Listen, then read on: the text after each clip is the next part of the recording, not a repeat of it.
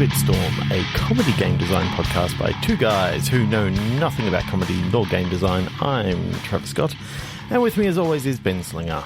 Hello, hello, hello. Hello. So, how are you this fine evening? Oh, pretty good. About to record a podcast with this guy I know. It's going to be fun. Cool. Well, let me know when it comes out. Yeah. So I think we're going to veer away from our usual click pitch this week, as we sometimes like to do. Throw a bit of a curveball in there. And we're going to do a little segment that we don't have an official name for, I don't think, but it's kind of gritty game reboots or modern game reboots or sequels. And so we are each going to, in turn, grab a game from our childhood, perhaps, or from, the earlier days of gaming. And we're going to have a bit of a riff on what we think a modern version or a modern sequel of that game would look like in today's gaming landscape. So I think you had one. Good. That you found. Yes, I do. Do you want to go first? I shall go first. Do it. My first game is Alone in the Dark. Ooh, okay. Now, there was, about 10 there was a or new 12 nightmare years ago? Thing. Yeah. Wasn't great. Well, not great. So... I want to see this as a remake of the first one, because the first one to me was like just an awesome game all around, set in the mansion. You're coming to investigate, or check out this piano in the attic, and you get sort of invited into this house, and, you go up to the top, and then all of a sudden shit breaks loose, and it's literally now it's a puzzle solving sort of thing to get out of the house. Yep. Now imagine that, but beautiful ray trace graphics. Fucking, that's the last time I want to hear the word ray traced. Okay, so it's not going to be. I'm going to beep them all out. Oh no, it's your edit. Fuck. So, what are the things you want to keep from the original, and what are the things you want to update? Like, obviously, you're saying the story. Give us a bit of a rundown for those who don't recall it or haven't played it. Like, what's the character you're playing? You're like a cop or an investigator or something? Yeah, private investigator who is sent to find the piano in the loft for an antique dealer, or Emily Hartwood, Jeremy's niece. So basically, whether you're playing the guy or the girl, you've got a reason to go in there and see and find this piano. Oh, okay, so that's interesting. I didn't recall that you could play multiple characters. Is the game the same otherwise? Yes. Okay. Maybe that's something we could change up. Maybe we could instead explore those two stories a little bit more, and actually have them kind of being two parts of the same game with completely different paths, but obviously some overlaps and things. I mean, because what I love about the remake to Resident Evil 2 is it removed the tank controls and put it into like a typical third-person sort of thing. But it kept the same sort of feeling to the game, but also felt brand new at the same time. So I'd like to see that this follows that same idea that, everything in the mansion is sort of updated, but it's still got the same sort of issues, but it doesn't have those stupid tank controls and those stupid cameras that keep on swapping, just like what Resident Evil had. Okay, yeah. So you don't want the fixed camera. No, I like the behind the camera, behind the player. So view. the only thing I'd say about the fixed camera is it gives you some cinematic control, right? And a big part of these games is kind of the jump scare, or at least the tension building. And now the cameras don't have to be static. So you could get a bit more, some zooms, some pans in there, but you're still gaining control then to like hide something that's around a corner much more easily, than if you're giving the player full control of the camera.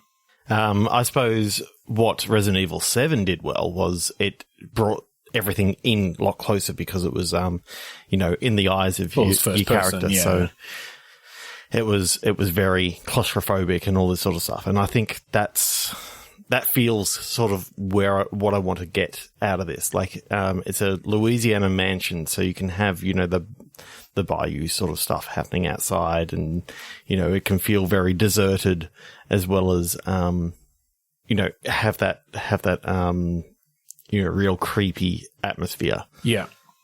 Of having to, find the piano, and now you got to try and get out of there. And what I did like is that there were lots of ways of getting killed in this. It was a really weird, like, survival horror for the PC that didn't really go anywhere else. I mean, it was one of the very early survival horrors, right? Like, it definitely kicked off certain ideas for the genre, as far as I'm aware. So it seems like, just from looking at the plot on Wikipedia, like, how much did that plot come into it, or was it mostly a moment by moment thing of just sort of exploring the rooms and not getting killed by monsters? A lot of it was exploring, yeah. And you learnt the plot as you went along. I remember that it was so damn hard that I never actually finished the game. Yeah. No, I didn't. Like, I got further in the first one than what I did the second one, because the second one I couldn't even get to the house because I died at the very start of the game. Yeah, and look, they were relatively glitchy, and the tank controls were definitely difficult. I do think we should have like an Easter egg where you can bring back the tank controls, and your character's head literally just turns into a tank. Mm-hmm. Just because, like, just a bit of an homage there, bit of a throwback. Yep. Yeah, and you can shoot. So it can it fire. Is widely it can considered attack. to be a forefather of the survival horror game genre, setting the standard for later rival popular survival horror games such as Resident Evil and Silent Hill. Yeah, exactly. So we've got to bring it back. We've got to bring it back to its, its legacy. Bring back its legacy and bring it back to the king of the hill of survival horror. So how do we do that effectively? What's the combat? The combat was just like swing things at these. Did you have guns? Yeah, and I think you can. Yeah, but again, it was very, very limited bullets. It was sort of like whatever bullets you found in the house, and again, it kind of feels like Resident Evil, but it's got like a Lovecraftian sort of horror aspect to it, and it's set in the 1940s, so you've got a lot less technology and all that sort of stuff. For sure. So, because here's the thing, the world is our oyster. The world is our game, our survival oyster, and what can we do that modern survival horror games have not done? I know that's maybe a tall order. We're not full-on game designers, but if we're bringing this in, what new aspects can we bring to it that isn't just, well, we're going to do it like Resident Evil 7 or Resident Evil 2 Remake, but it's Alone in the Dark? Is there anything about this setting that could kind of, because obviously there's you've got limited ammo. You have to walk relatively slowly. You've got minimal health. What can we do to really ramp up that tension and change things up a bit?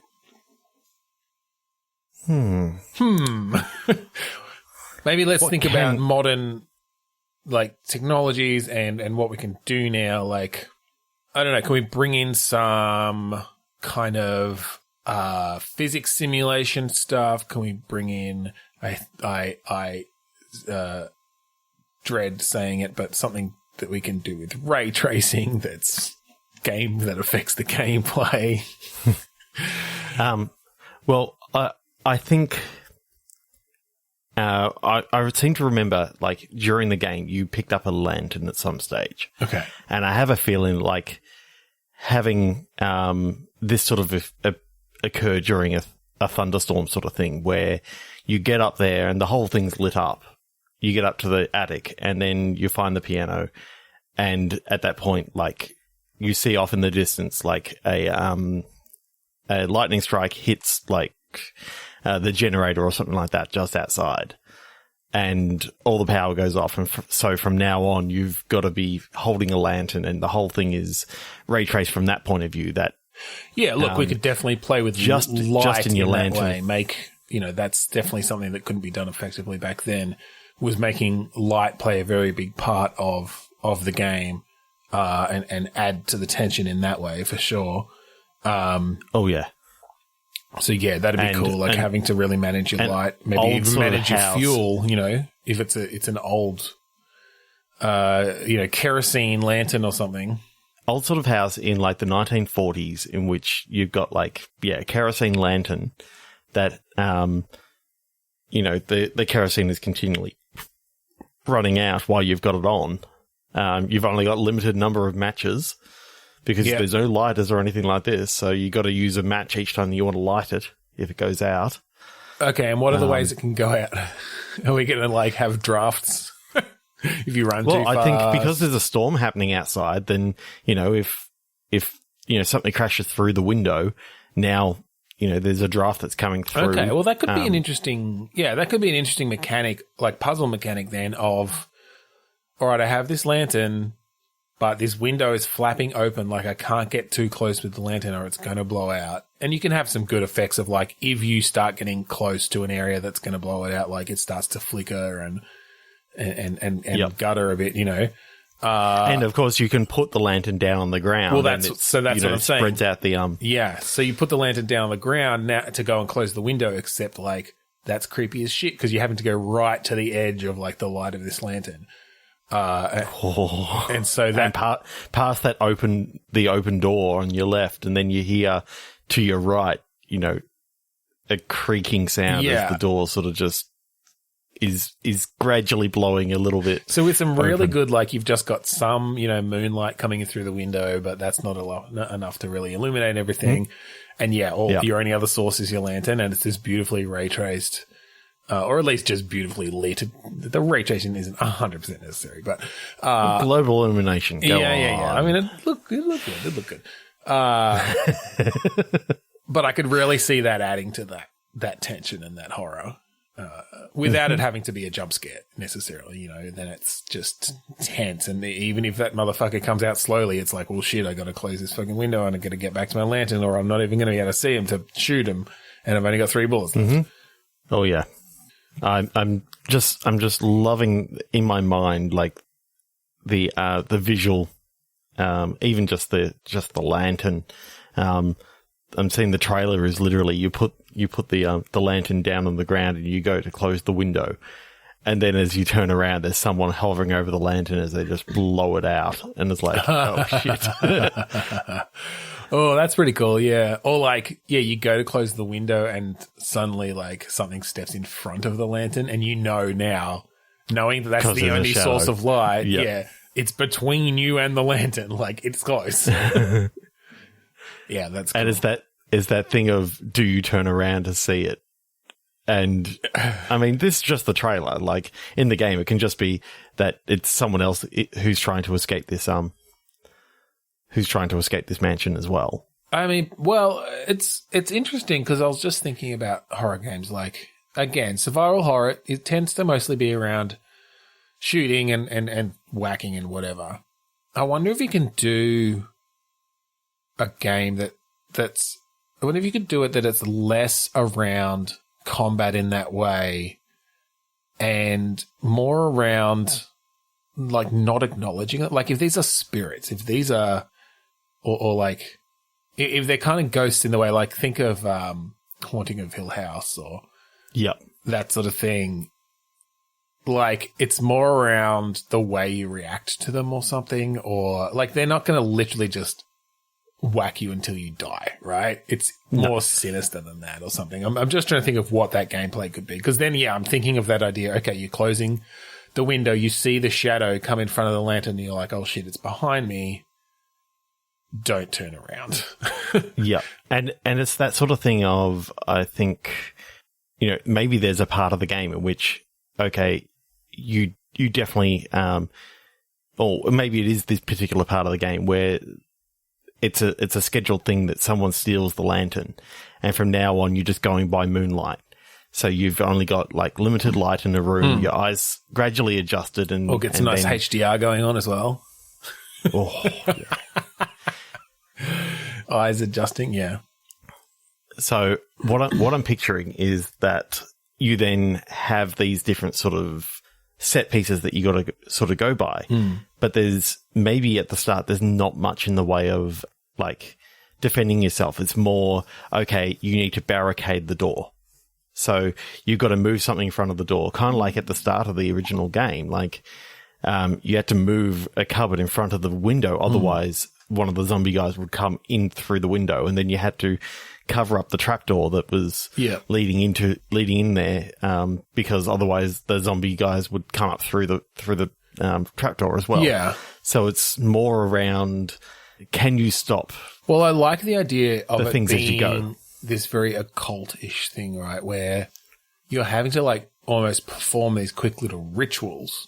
So instead of barricading the door so, mindless zombie doesn't come in, it's like you have to put a line of salt across the door, because otherwise this, the spirit can pass through and like, do things in the next room. And I think I'm kind of seeing this as like a supernatural kind of game, as in, the TV show Supernatural. Oh, okay. Yeah. Where, you can choose to be one of the hunters. I'm not necessarily saying Sam and Dean. I'm just saying that within that world of, you've been separated from your car, which has all the weapons in it. And so all you've got is like salt and the lantern and some matches. Yeah, well, and I mean, you don't even necessarily have to go all the way to like demon/ghost hunter. I think it's more just very much along the lines of a slower thing. Like, and obviously there needs to be a way for you to die or for you to be hurt, of course. But I think it's like, you learn that, this particular spirit, like, as long as you don't stop while it's behind you, you're safe. Don't stop walking or something. Yeah, just don't look. Just don't turn around. Don't turn around. But it'll leave as long as you keep walking. Don't run, because it'll know it'll know you know it's there. And so I'm just picturing a moment of like having to walk through the moonlight, or like while carrying this lantern or whatever. And particularly if we're doing this in third person, you can turn the camera and you can look at this thing behind you. But if your player turns around, you're fucked. Or if your player stops moving, and so it's this real like tense.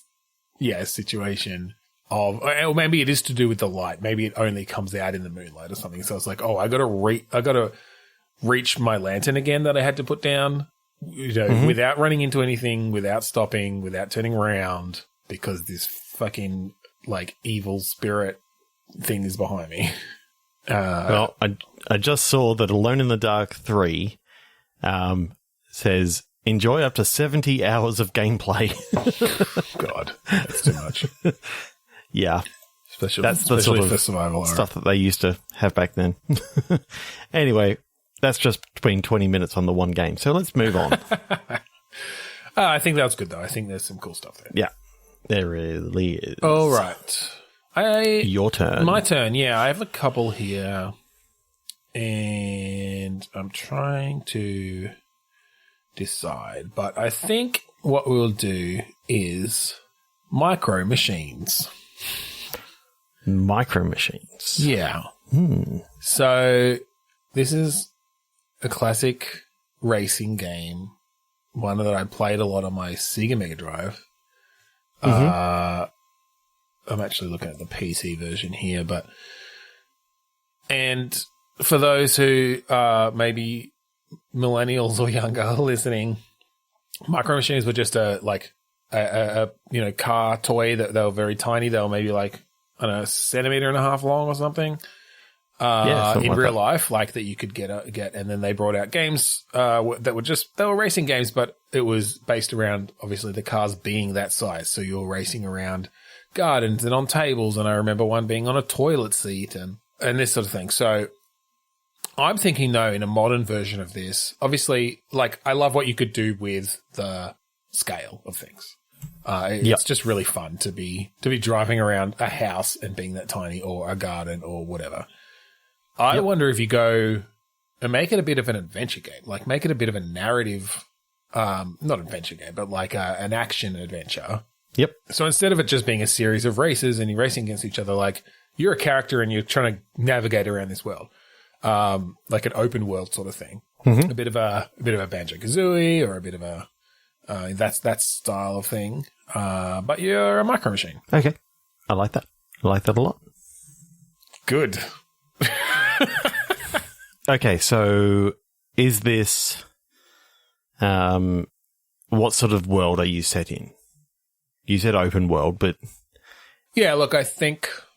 is it set in a house? Is it set in like a backyard trying to get into the house? I think you need to figure out... Yeah, I think it's... you could go kind of a Toy Story vibe. Maybe you've been left outside. So you start out in the garden and you try to get back into the house to find your friends, the rest of the micro machines in their little like micro machine box. Yep. So I think rather than you playing an actual micro machine toy, I think you play a little character, like a little man, right, who happens to, have some sort of magic to be able to actually, turn these micro machines into actual working cars. Okay, so you're saying this isn't a world like a Toy Story world where toys are alive. This is because I'm thinking the toys I'd like are to be able inert, to, but you are a fucking leprechaun or something.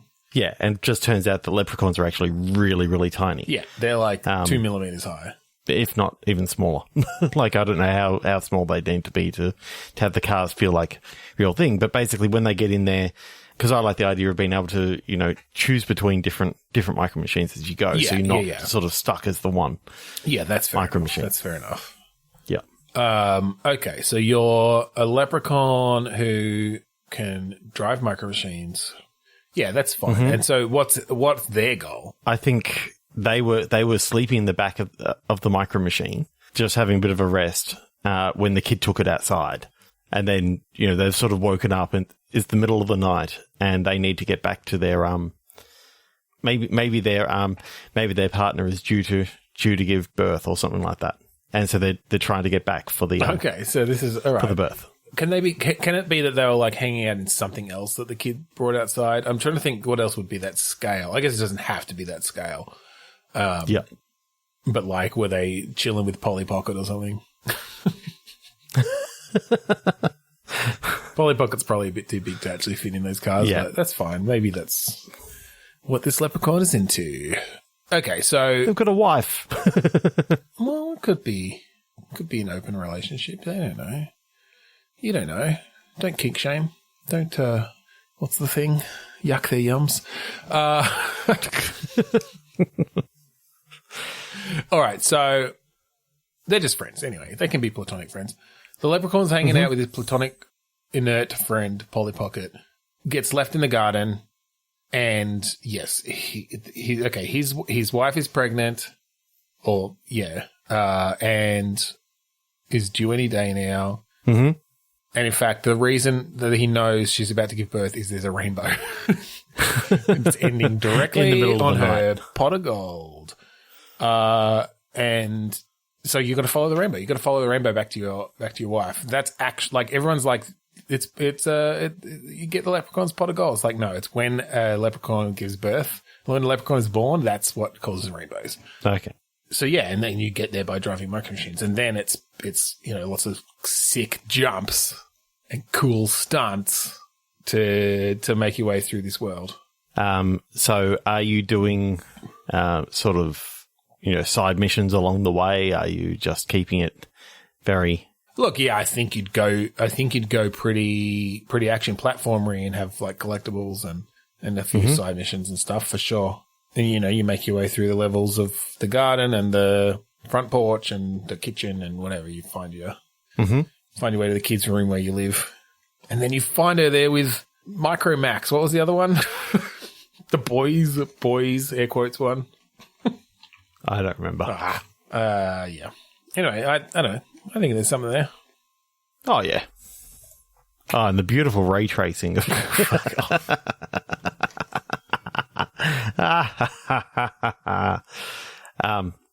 Okay. All right, give me your next one. Ooh, let's go in an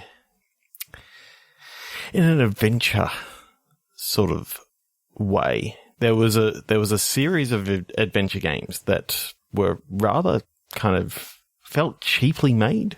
Okay. I think we have actually talked about this before, but I'll say it anyway. Hugo's House of Horrors.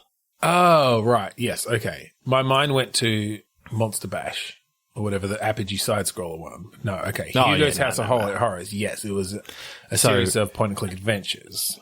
Yeah, they had Hugo 1, which was House of Horrors, Yes. Hugo 2, which was Whodunit, Hugo 3, which was Jungle of Doom. Okay, I just want to sort of take the idea of, okay, Hugo's now going elsewhere, and some other shit is happening. Okay.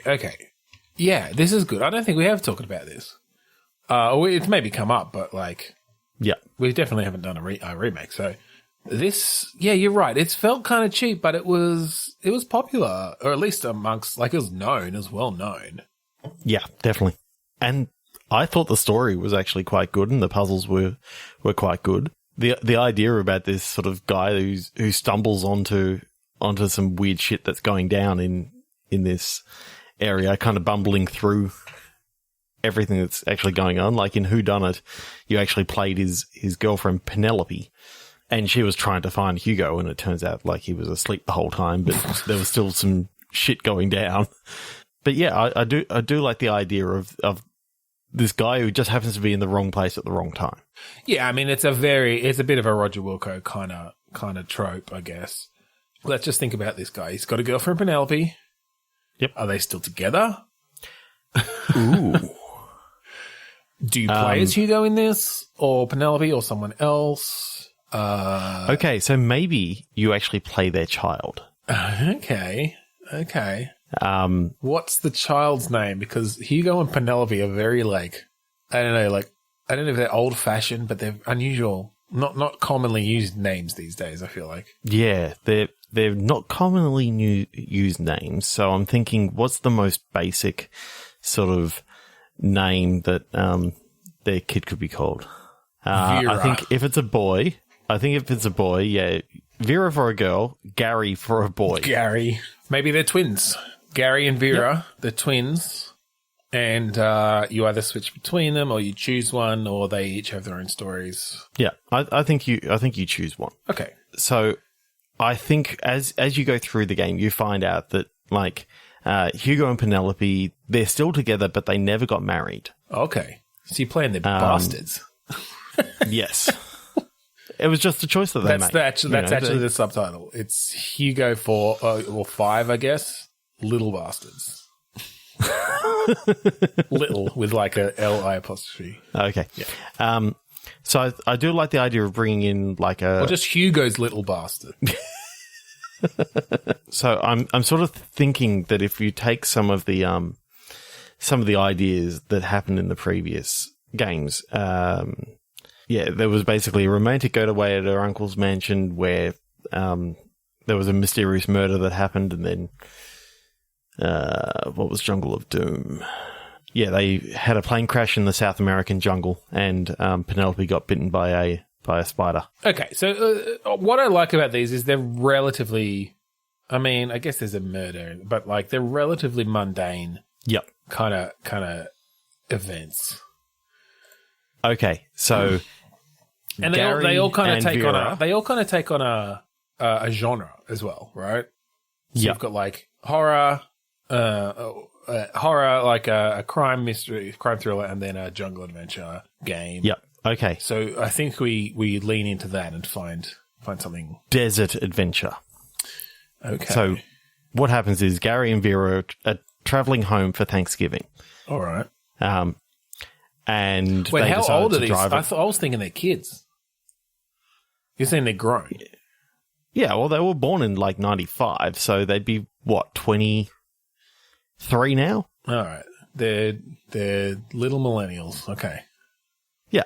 Sure. So I'm thinking that they're going cross-country to go visit their parents. They're coming back from university or whatever. Okay. Driving along, maybe they're going through like some... they've just gone through like a town in Texas where there wasn't really anyone there, and it feels kind of like the Old West. Yep. And they break down. Okay. And so one of them, whichever one you choose, walks back to the town. Yep. To try and find some gas or someone to help them. Yep. And I think that's where it can start. And basically it's sort of like a ghost town sort of game that you're going through. Okay. All right. That's fine. That sounds good. Yep. So, all right, your character goes back to this ghost town. Are there any people here, or it's literally deserted when you get there? Or is it just like a small town with like population 33 or something? Yeah, I do like the idea of it. It's a small town, but there doesn't appear to be anyone there. Okay. And maybe what's actually happened is there's someone there who's like robbing a bank, and just happens to have, locked all the people inside this bank when they saw you come in, sort of thing. Right. Well, okay. So the town was having their like Thanksgiving celebration. Yep.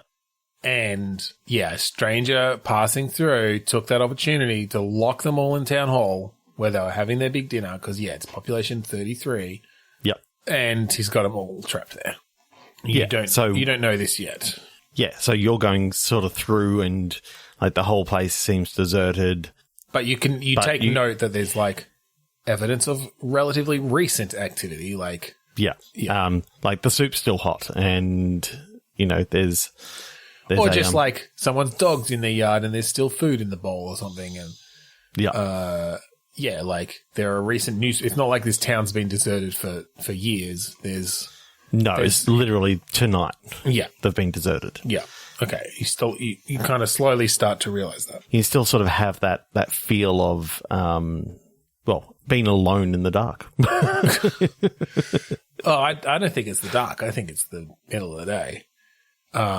Because like the desert, you want that beating sun coming down. Oh, right? yeah. You want something there. Yeah, you want that as kind of an aspect.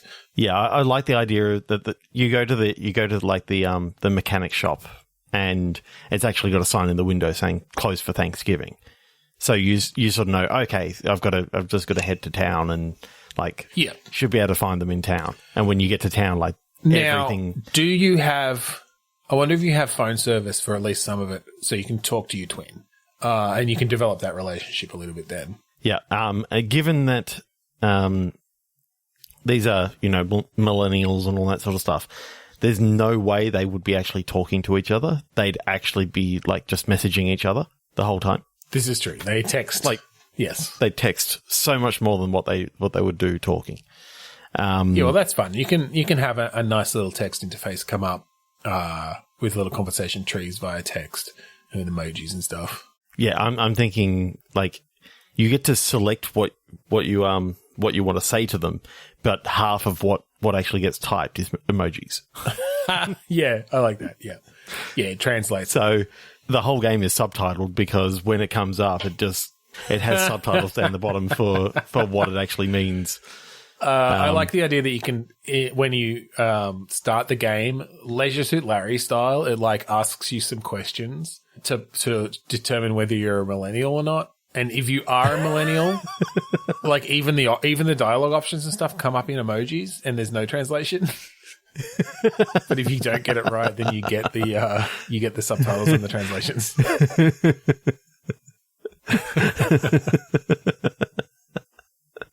Oh shit! I love that. I love that a lot. So I'm trying to think that when you're first going through and you see everything sort of all deserted and all that sort of stuff. Yeah. Like the first thing that they're sort of saying is this place is deserted. It's like a ghost town sort of thing. And as they're going, they're getting sort of freaked out by, things being knocked over and all that sort of stuff while they're in, say, looking through a saloon or whatever. Yeah. But it turns out that, it's just a rat that knocked something over. But it's I like the idea that it builds up to this. Has fucking everyone been abducted by aliens or something like this? You lead them in on a red herring, and then it's something relatively mundane, and then right at the end you twist it back, and it turns out that the person robbing them was an alien or something, or at least you hint towards something. But I like no matter what you do, you break into the town hall and there's explosives rigged to explode, and all the people in there just get like obliterated. Oh my god! Well, that's one ending. You got to be able to say. You got to have an ending where you save them. Okay. The other ending is that they get all shot to death by the guy. You got 17 endings where they all die, and one where you save them. Yep. But it's DLC. But it's only unlockable in the emoji version. Yeah. Yeah. Because normal texting takes too long. Or yeah, exactly. Yeah, you have to do it with the emojis because otherwise you have to type too many characters and you run out of time. I love puzzles based around having to strategically use emojis. I do also like the idea that you've just got this running commentary back and forth with your twin back in the car. Yep. Where basically every time even every time you interact with something or look at something, it's you talking to them. It's like, oh, there's this dusty old bin here or something. Should I look inside? They're like, ew, why would you do that? But then you click use on it. There's no reason for you to look in there. Then you click use on it, and it's like, I'm going to look in it. They're quickly texting each other back and forth everything that's going on and keeping this running commentary going. Which is so what millennials actually do. I was watching these kids on Friday night at a dance thing. Yeah. And literally they were sitting next to each other texting the person next to them. And it's like, you're here, you're experiencing it. What the fuck are you talking about? And they were just having a conversation between the two of them. Boomer. We're not anything close to boomers. We're actually, I'm technically a millennial if you go by 81. I guess you're on the other cusp. Yeah, I'm still, again, Gen X. You can select me as Gen X or Gen Y. They're basically, depending on who you ask, a lot of Gen Xers say, 79 is the latest. Yeah, depending on who you ask, exactly. Yeah. Um, I'm on the cusp. Yeah, you and I are on the cusp. Okay. Gen X Have you got another one? I'll find one. Where did my fucking list go, though? There you go, advanced search. Oh, no, I've lost all my Moby years. Games. No, I'm on igdb.com because I can, select multiple years. I mean, I've got one if you don't have another one ready. Hang on.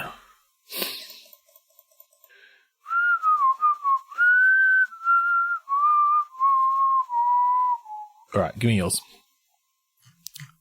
Descent. Okay, sure. Let's go with Descent. So, I mean, what I loved about Descent was it was sort of like a 6 degrees of freedom shooter, effectively. But what I think you could actually do with it is actually make it a bit of an open world 7 sort degrees. of thing. What, you get to go through time as well? Yes. So I'm thinking sort of like you have missions in which you're getting out of your fighter. You're sort of talking to people in areas, and they sort of say, "Oh yeah, go over here and clear this out." You jump back into your fighter, and you're able to fly in and do a whole heap of different things. You can go into space. You can. All right, so a bit more like a space, like dogfighting, kind of space dogfighting game. In that, a lot of those often had, very story based missions, and you had levels on the base and stuff, or areas on the base, but it's still tunnels and things, because I think that's really the hallmark of it. Is it's not full space where you've just got barely anything to run into. It's like you're going through. Exactly. Yeah, so you do have a little bit of that, because I remember that there were some levels in Descent, or am I thinking Terminal Velocity? Yeah, they were kind of similar. Yeah. Well, I like the idea that, Descent was very much closed tunnels and things, and part of that I think was just because of the rendering that it had to do. But in a modern version, you could really mix that up a lot. So you could have, if you're flying through these ancient space stations or whatever, you could have these epically large areas that's here's the hydroponics bay or something, and it's this huge area. So you get a bit more of you're not running into walls every second, but then you're very quickly going back into, all right, now we're going through the the tunnels or whatever to get to the next section. Yeah. So. What I'm imagining is like it starts off on a planet and they may say, oh, look, some kids trapped down in the mines. So you use your little thing to go down into the mines and all that sort of stuff. And you're able to sort of fly through there. You got like little floating alien things, and you can have maybe a big exit sort of thing in which you've got to, you've started a collapse coming down from behind. So you got to try and get out in the cleanest way possible. Yeah. Well, that was a big part of it, was getting out. Yep. Because there was generally, I think, was it every level you had to do that? I don't remember if it was every level. I remember there was. I think often there was like a countdown sort of and you had to make escape your way out. sequence. And I'm just going to mention, did you know there's a modern version of Descent coming out on December 31st? Oh, really? Yes. Okay, so what are things that we really want to see from the new Descent? Yeah, that's basically what we're doing. No, that's fine. We can do our own thing with it. I just stumbled across it as I was looking for screenshots of the original. Yeah, look, I like the idea that it's a bit more narrative. We often like to put a bit more of that into our game. The original felt just very much, do the next level. And, coming from a history of Doom and stuff, it's not surprising. But yes, I like this idea that maybe you've got a home base town sort of thing that you start off in, and it's almost RPG light in that you're like taking quests basically, and it's sort of this open world, but maybe it's this planet it's got all these abandoned mines because there was a rush of mining, some mineral that is on this planet. And now it's mostly depleted, and so they're mostly inactive. But there's all sorts of shit going on in these mines. And that's maybe just your initial act, right? And then you move on to a different town, or you move up into space, and then you're like based out of a space station, and you're like exploring derelict ships, and this sort of thing. But I like the idea of you've got your actual character, and maybe you meet some sidekicks along the way or whatever who, you could even have some co-op, so it's like they come along in their ships and stuff too. That the original Descent definitely didn't have anything like that. Yep. Looking into the new version of Descent, I think they've only put it as 31st of December because they said that it was going to come out in sometime in 2019. Oh. Okay. It doesn't look like it's actually going to be coming out anytime soon. Fair enough. Yeah. Supposedly there's like in early May 2019, like the homepage for the studios that were making it was taken offline. And okay. So it's basically in development hell. Yes. Yeah. Fair enough. So that's not good. But anyway, I'm definitely liking the idea of this sort of, open world, having to do different things. One of the things that happened in the other games, I think Descent 3 was like free space and that sort of stuff, and they did actually go a little bit more into space. I think Descent Free Space was very much more along the lines of like an X-Wing kind of thing, wasn't it? Yeah, it was more of that deep space dogfighting. Yeah, which I do like the idea of close quarters battle, but in a spaceship. It's that's it. And that's why I think keeping it somewhat in enclosed spaces, because otherwise, I find with those deep space ones, like so often you're kind of just shooting at like your UI, your HUD, because they're so far away, and it's like telling you to lead the ship by this much or whatever to hit them, and you can't even see the ship until they blow past you for a split second. Whereas Descent was very much, oh no, like they're right up in your face, and they've got their different attack patterns, and you are having to maneuver around, but still staying in very close and managing your weapon overheating and managing different ammo of your missiles and this sort of thing. Yeah. Yeah, and just the idea of being able to do it all in what appears to be zero gravity is even better. Yeah, exactly. Cool. Okay, did you find another one for yourself? Well, no, I was focusing on coming up with this. I'm not looking while I do it, otherwise I'll get distracted. 19 years ago, 2001. I'm not sure how it's pronounced. It's either Oni or Oni. Did you play this game? Yeah. I didn't, so explain it to me as if you I don't know what if you knew nothing about it, which you maybe do. Yes. Okay. It was actually a Bungie game. And it's a third person action adventure. A lot of combat stuff. A lot of close combat stuff with combos and things. And you played kind of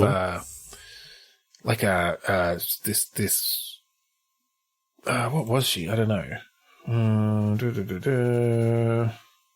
Anyway, she was a cop basically.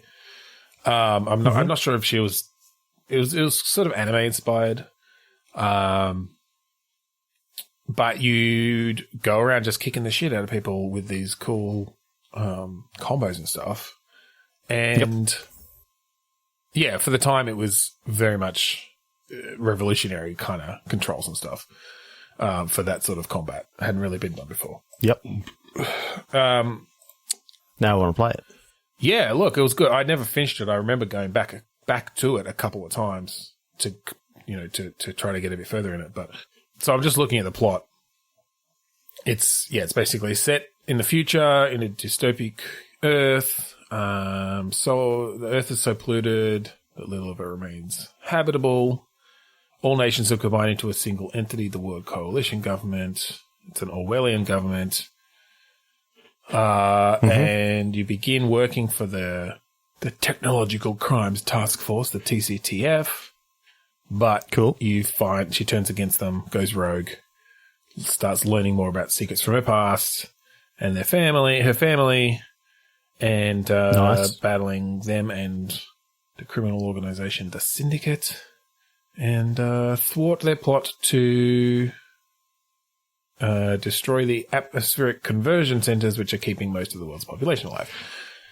So that was the general overall plot.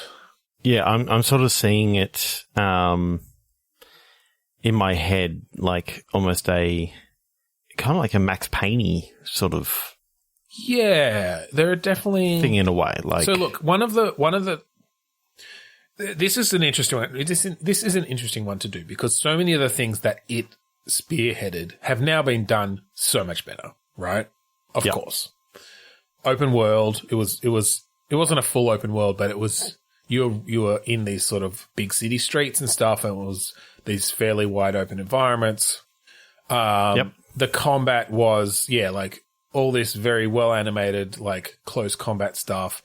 I guess I'd probably put it, close to like the Arkham games or Mordor games or whatever, like that style of thing. It wasn't those like lots of people at once, but just just even that level of close combat stuff hadn't really been done this well.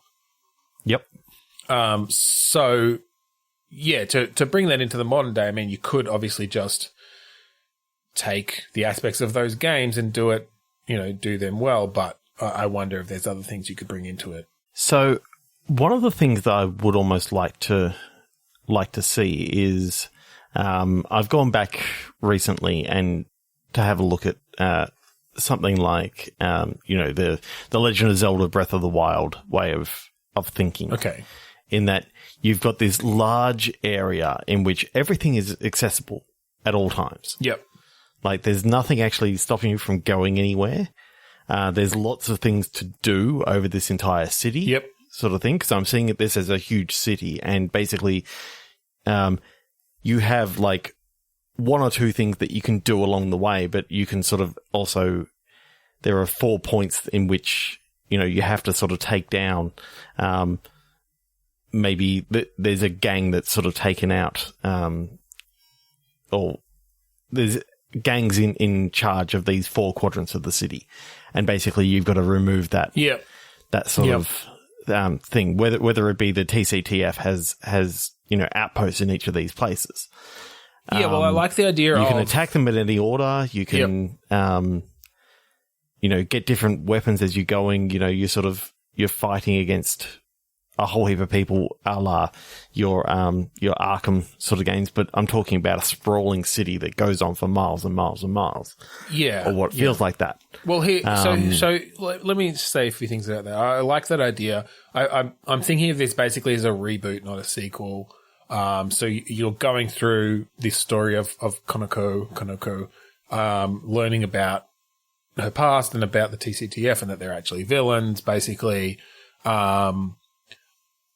But I like the idea that, yes, you can take these areas in whatever order you like, but obviously, if you go through quadrants 1, 2, 3, 4 in that order, by the time you get to 3, you've gone rogue from the TCTF, and you've got access to different weapons and different things, and the storyline is still moving forward, like your personal storyline.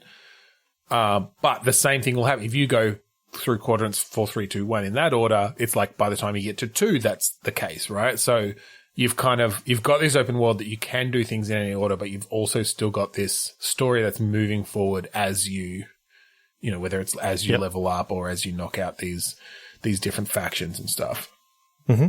And so, originally you're doing it on behalf of the TCTF, right? The first couple of factions you take out is because you are law enforcement.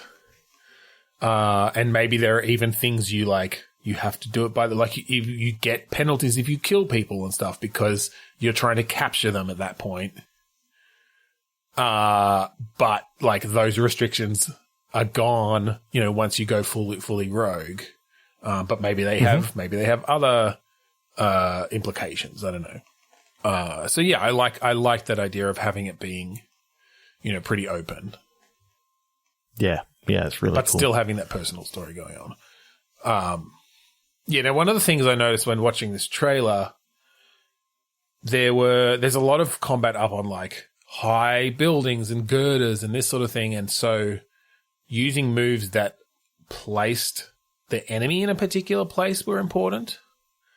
Mm-hmm. And so I feel like that could be an interesting addition to that style of brawler combat where you are kind of moving the enemy you're attacking into particular positions, which is done a little bit in Arkham and Mordor games, but I feel like this is a bit more, you've got four guys coming at you and you can grab one, throw him off the girder, grab the other one, swing him around so that he gets hit by the taser that the third one is about to hit you with, right? There's sort of, you're using them as to block and to continue combo and stuff in a much more fluid way of really putting them where you want them. I'm just picturing in my head just how freeform though that sort of battle could go on the tops of the buildings like that. Well, and I love the idea of, if you do a grab or you do certain types of moves that give you that control over the position of that other character, that you're almost using the right stick to then position them and sort of swing them around. But I love the idea that you can do some of those moves of you've come up behind someone, you've done them in a grab around their shoulders, then you use the right stick to just do a full 360 and their legs flail out and kick everyone in a circle. but it's not just that's not just a combo. That's something you have physically done by swinging it around in a circle. You could have stopped halfway to put them to drop them off a cliff or to put them in the way of someone else. But there's a bit of a physical based combat there, where you can kind of utilize them as a weapon. And I feel like that plays in well to the kind of over the top close combat anime style sort of.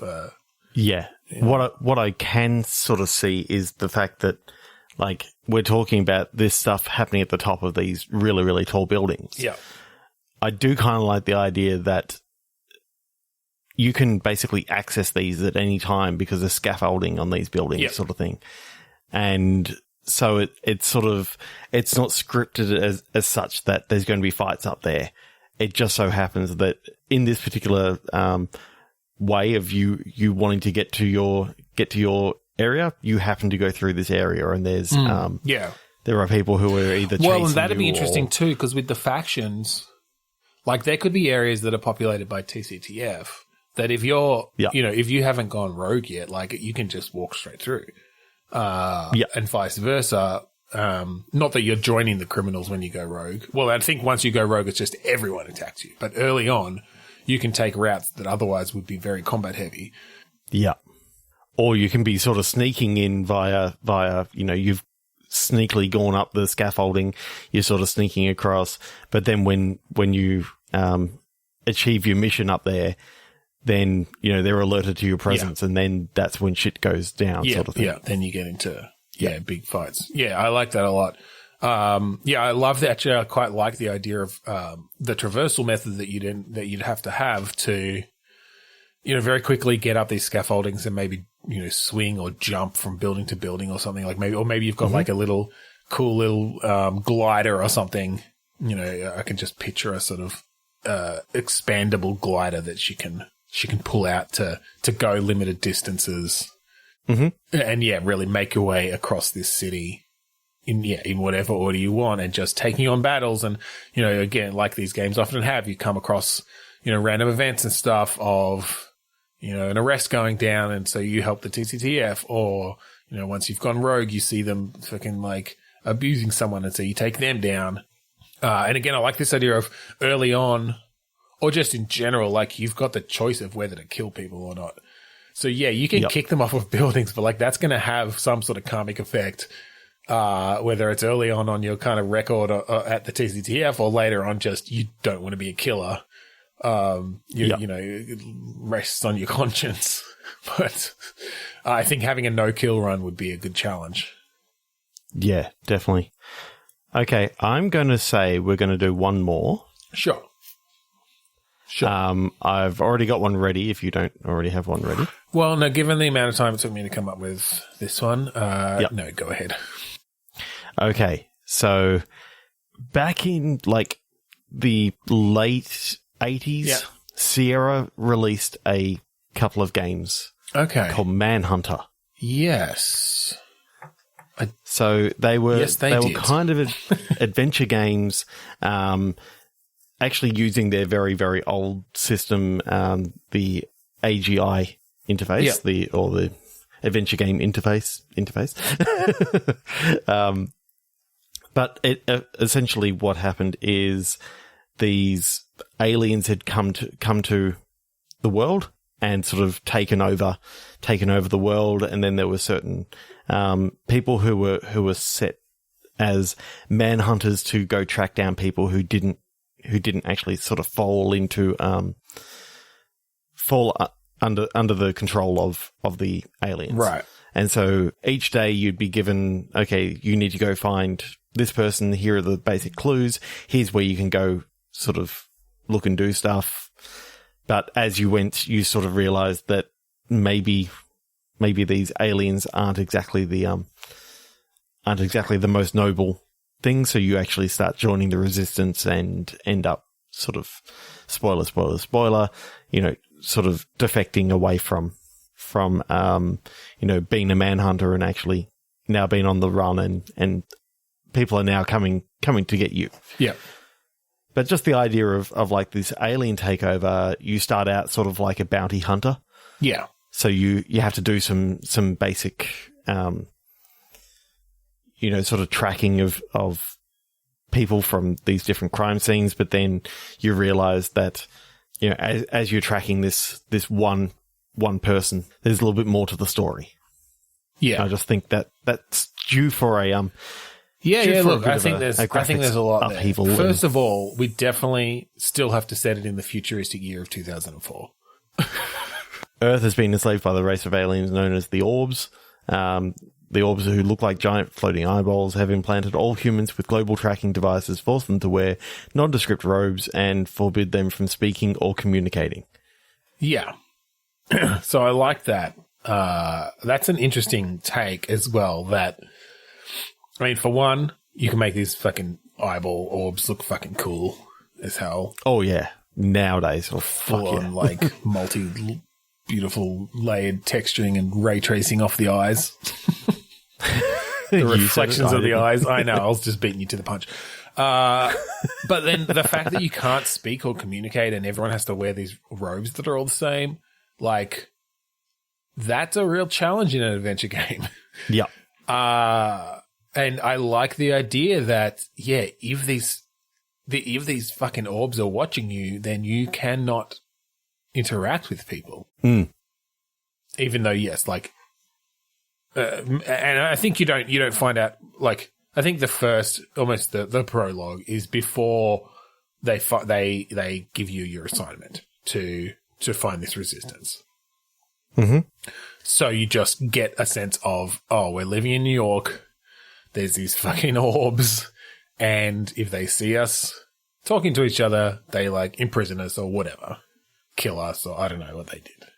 Yeah. Yeah. So one of the things that actually happened in the game and that you started to realize was the tracking system, it didn't actually identify who the person was.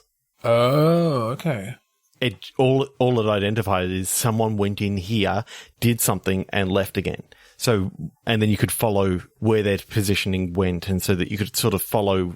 They went into this building, they went here, they did, and you sort of see where they're sort of going. You can't really see what they're necessarily doing, but you know that, okay, in this cathedral they went over to the candles, and then they went to the altar, and then they went into like the back room, came out again and left and went to another place. Yeah. And so when you go to these places, you don't know who you're really looking for, but you can sort of, I like the idea then of using some sort of nice visual overlay of when you get to this place, you can like switch on, or I guess kind of like a detective mode-ish sort of thing, but it's more just, yep.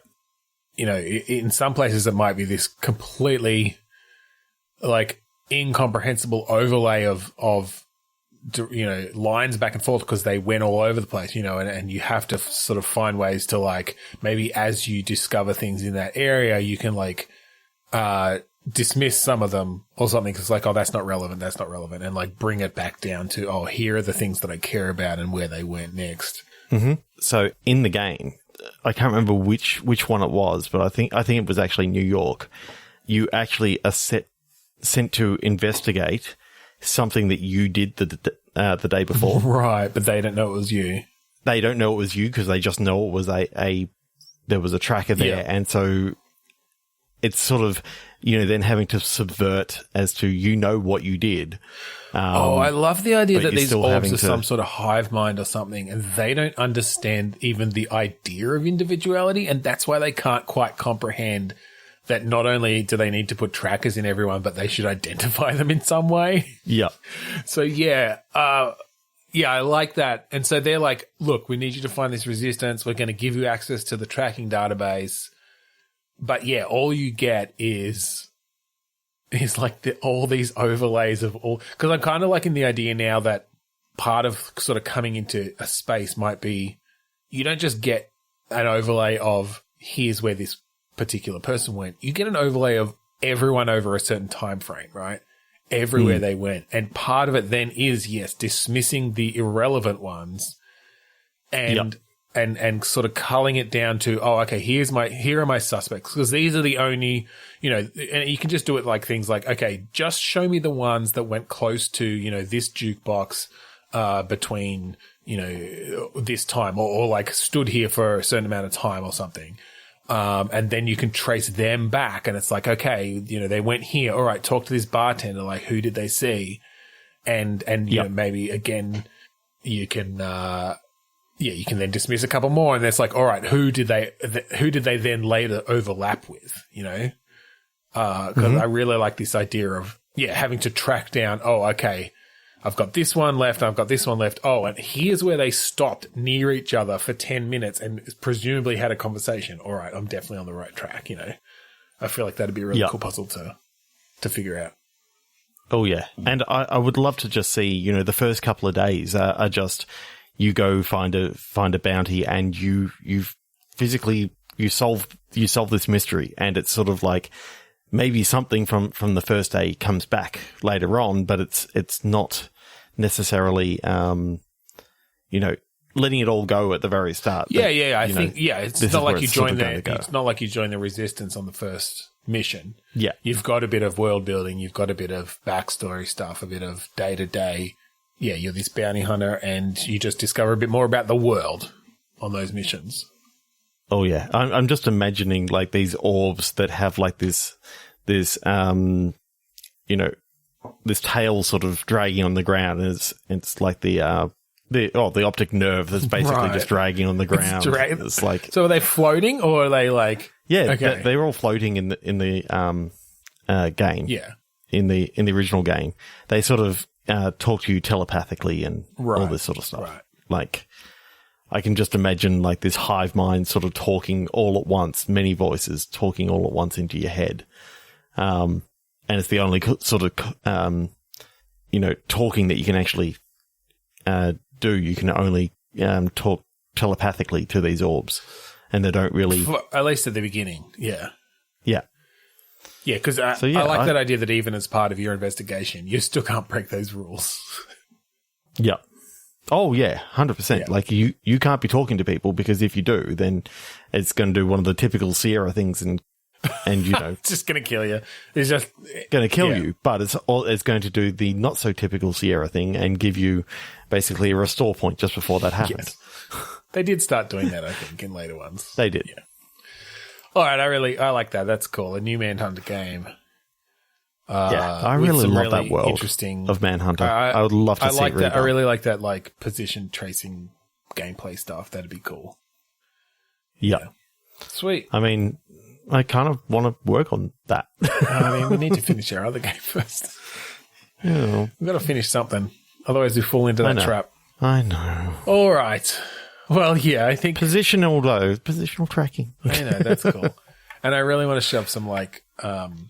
some ray tracing. No, I was going to say some physics on those optic nerves. Some like jiggle physics.